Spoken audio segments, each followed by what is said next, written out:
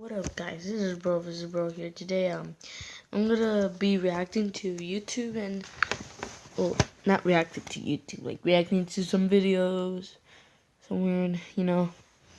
Yeah, so let's see what we can find. Let's react to story, but I haven't reacted to, not all of them, so let's react to this one.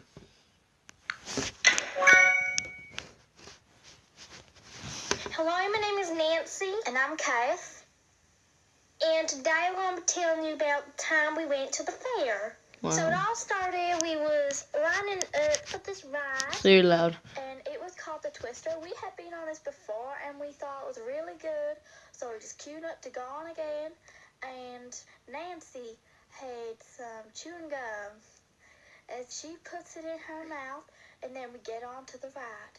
So the ride starts going fast, and I was just like having the time of my life.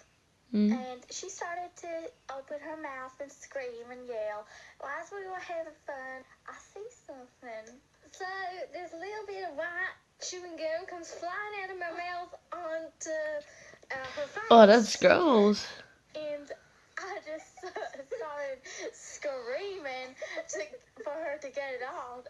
And you thought it was funny, and it wasn't.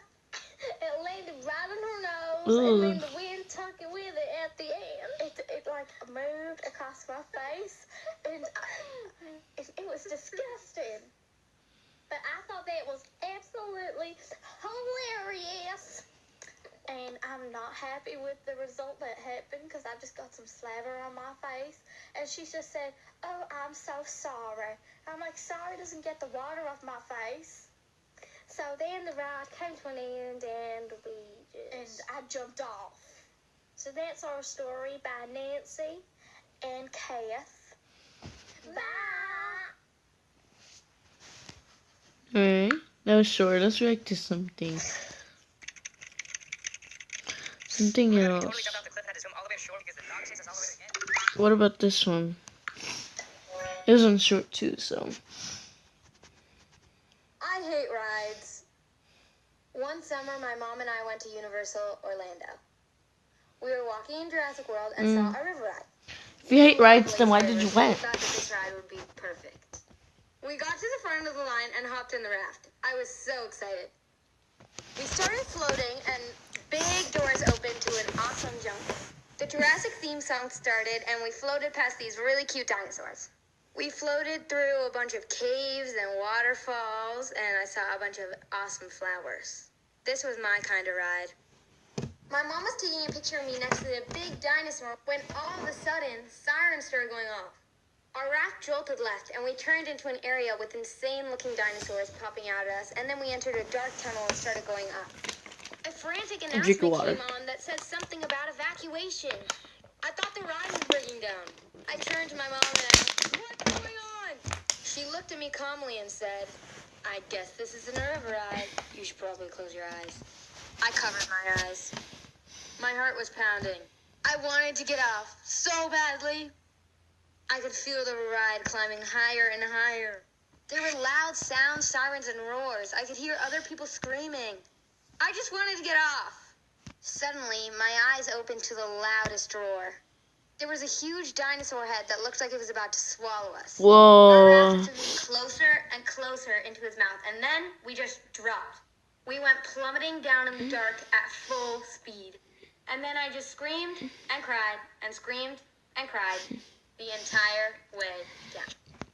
And then I got sopping wet. And it was over. So that's my scary ride story and why you'll always find me happily on the baby rides. Alright. The whatever this is. This is one. Me and my friend Alvin went over to my house and had a good time playing video games and role playing. And we decided to do something that some boys kind of do. We go to our neighbors' windows and make funny, weird faces. Then we went to a neighbor's house. When we looked inside the window, someone was in the chair. No lights were in the room except a candle lit up. Me and my friend are scared to this point. We went to our house for 2 seconds. We went back, and the person was gone. I said, dude, this was scary. Alva said, I know, right? When we looked inside the window again, everything was turned off. That's scary. We went back to our house and never going by that house ever again. From now on, it's called Demon House. Alright, this one, I was homeless. It's really sad.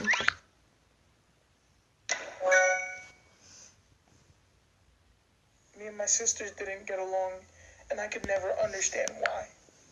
They bullied me, tormented me for a long time as a kid.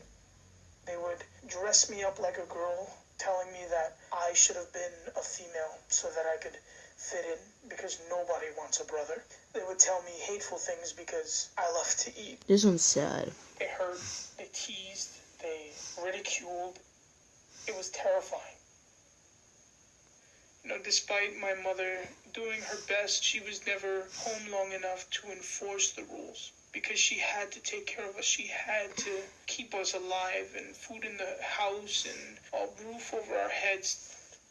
As the teenage years came to roll around, the once verbal teasing and emotional trauma ended up turning into violence. Eventually, the violence got so bad that I felt I couldn't be safe in the house anymore. My mom felt the same way, and she sent me to live with my uncle because there was nowhere else I could go. For a little while, things were okay, and then out of the blue, my uncle got evicted, which took me out of a place to live.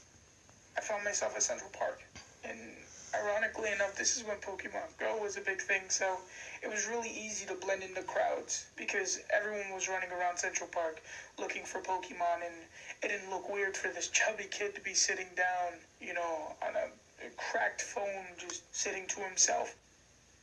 I was hungry. I didn't have any money for food, and I found myself at McDonald's, and this group of teenage kids was asking if anyone wanted the food that they weren't going to eat because they didn't want to throw it away, and they ended up leaving it by the door. I waited a couple of minutes before I took it. And on the fourth night, I was assaulted by a group of people. They proceeded to beat on me until they figured it just wasn't fun anymore. But after it was over, I took my broken phone out of my pocket and I called my mom. We go about searching for places, and that place led me to an adolescent shelter called Covenant House. I find myself with friends, not camouflaging myself in my pain, but embracing it and finding connections. They're giving me this sense of hope, this faith that things can be better. I find myself connecting to my mother and knowing that she knows that I'm okay. I found my redemption in Covenant House, and I'm hoping that while I was here, that people have found redemption in me too. I hope you guys enjoyed it. Like and subscribe, and also follow me on Roblox. You'll say add me, and I'll add you back. Like and subscribe. Bro, Bro Gaming 2.